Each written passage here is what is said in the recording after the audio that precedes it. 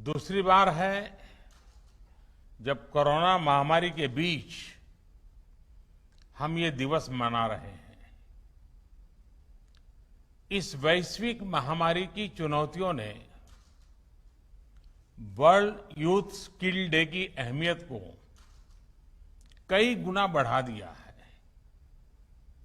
एक और बात जो महत्वपूर्ण है वो ये कि हम इस समय अपनी आजादी के 75 वर्ष का पर्व मना रहे हैं।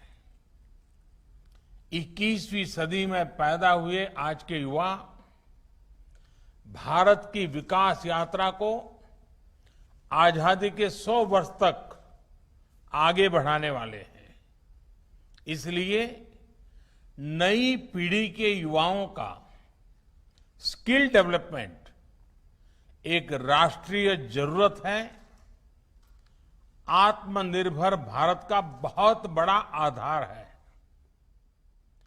बीते 6 वर्षों में जो आधार बना, जो नए संस्थान बने, उसकी पूरी ताकत जोड़कर हमें नए सिरे से स्किल इंडिया मिशन को गति देनी ही है। साथियों, जब कोई समाज स्किल को महत्व देता है तो समाज की अपस्किलिंग भी होती है, उन्नति भी होती है। दुनिया इस बात को बखूबी जानती भी है, लेकिन भारत की सोच इससे भी 2 कदम आगे की रही है। हमारे पूर्वजों ने स्किल्स को महत्व देने के साथ ही उन्होंने इसे सेलिब्रेट किया, स्किल्स को समाज के उल्लास का हिस्सा बना दिया। आप देखिए, हम विजयादशमी को शस्त्र पूजन करते हैं, अक्षय तृतीया को किसान फसल की कृषि यंत्रों की पूजा करते हैं, भगवान विश्वकर्मा की पूजा तो हमारे देश में हर स्किल, हर शिल्प से जुड़े लोगों के लिए बहुत बड़ा पर्व रहा है। हमारे यहां शास्त्रों में निर्देश दिया गया है, विवाह दिशु यज्ञशु गृह आराम विधायके सर्व कर्मसु संपूज्यो विश्वकर्मा इति श्रुतम। अर्थात विवाह हो, गृह प्रवेश हो या कोई और यज्ञ कार्य, सामाजिक कार्य हो, इसमें भगवान विश्वकर्मा की पूजा, उनका सम्मान जरूर किया जाना चाहिए। विश्वकर्मा की पूजा यानी समाज जीवन में अलग अलग रचनात्मक कार्य करने वाले हमारे विश्वकर्माओं का सम्मान, स्किल का सम्मान।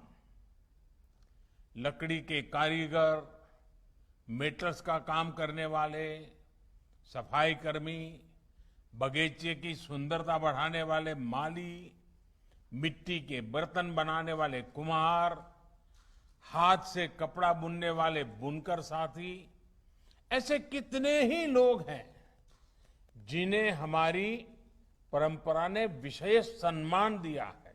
महाभारत के भी एक श्लोक में कहा गया है, विश्वकर्मा नमस्तेस्तु विश्वात्मा विश्व संभव। अर्थात जिनके कारण विश्व में सब कुछ संभव होता है, उस विश्वकर्मा को नमस्कार है। विश्वकर्मा को विश्वकर्मा कहा ही इसलिए जाता है क्योंकि उनके काम के बिना, स्किल्स के बिना समाज का अस्तित्व ही असंभव है। लेकिन दुर्भाग्य से गुलामी के लंबे कालखंड में स्किल डेवलपमेंट की व्यवस्था हमारे सोशल सिस्टम में, हमारे एजुकेशन सिस्टम में धीरे धीरे कमजोर पड़ती गई। साथियों, एजुकेशन अगर हमें ये जानकारी देती है कि हमें क्या करना है, तो स्किल हमें सिखाती है कि वो काम वास्तविक स्वरूप में कैसे होगा। देश का स्किल इंडिया मिशन इसी सच्चाई, इसी जरूरत के साथ कदम से कदम मिलाने का अभियान है। मुझे खुशी है कि प्रधानमंत्री कौशल विकास योजना के माध्यम से अब तक 1.25 करोड़ से अधिक युवाओं को ट्रेनिंग दी जा चुकी है। साथियों, मैं एक और वाक्य के बारे में आपको बताना चाहता हूं। एक बार स्किल डेवलपमेंट को लेकर काम कर रहे कुछ अफसर मुझे मिले। मैंने उनसे कहा कि आप इस दिशा में इतना काम कर रहे हैं, क्यों ना आप ऐसे स्किल्स की एक लिस्ट बनाइए जिनकी हम अपने जीवन में सेवाएं लेते हैं। आपको हैरानी होगी, जब उन्होंने सरसरी नजर से लिस्टिंग की तो ऐसी 900 से ज्यादा स्किल निकली जिनकी हमें अपनी आवश्यकताओं के लिए जरूरत होती है। आप अंदाजा लगा सकते हैं कि स्किल डेवलपमेंट का काम कितना बड़ा है। आज ये जरूरी है कि लर्निंग आपकी अर्निंग के साथ ही रुके नहीं। आज दुनिया में स्किल्स की इतनी डिमांड है कि जो स्किल होगा वही ग्रो करेगा। ये बात व्यक्तियों पर भी लागू होती है और देश पर भी लागू होती है। दुनिया के लिए एक स्मार्ट और skilled manpower solutions Bharat दे सके, ये हमारे नौजवानों की स्किलिंग स्ट्रेटजी के मूल में होना चाहिए। इसको देखते हुए ग्लोबल स्किल गैप की मैपिंग जो कि की जा रही है, वो प्रशंसनीय कदम है। इसलिए हमारे युवाओं के लिए स्किलिंग, रीस्किलिंग और अपस्किलिंग का मिशन अनवरत चलते रहना चाहिए।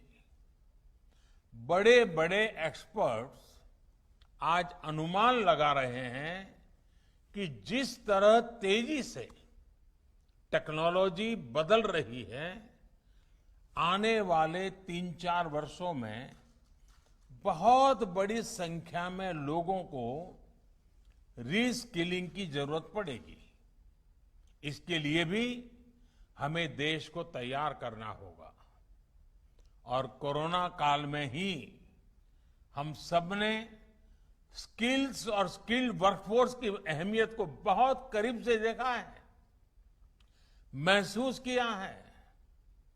देश कोरोना से इतनी प्रभावी लड़ाई लड़ सका तो इसमें भी हमारी स्किल्ड वर्कफोर्स का बहुत बड़ा योगदान है। साथियों, बाबा साहब आंबेडकर ने युवाओं की, कमजोर वर्ग की स्किलिंग पर बहुत जोर दिया था। आज स्किल इंडिया के जरिए देश बाबा साहब के इस दूरदर्शी स्वप्न को पूरा करने के लिए भरसक प्रयास कर रहा है।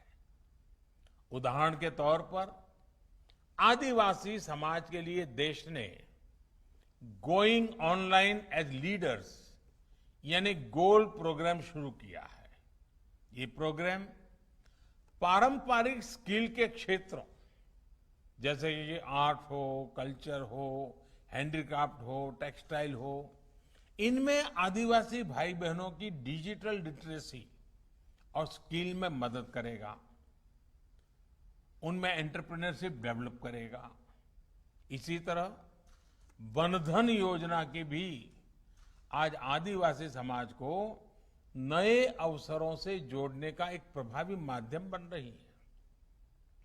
हमें आने वाले समय में इस तरह के अभियानों को और ज्यादा व्यापक बनाना है। स्किल के जरिए खुद को और देश को आत्मनिर्भर बनाना है। इन्हीं शुभकामनाओं के साथ आप सभी का बहुत बहुत धन्यवाद।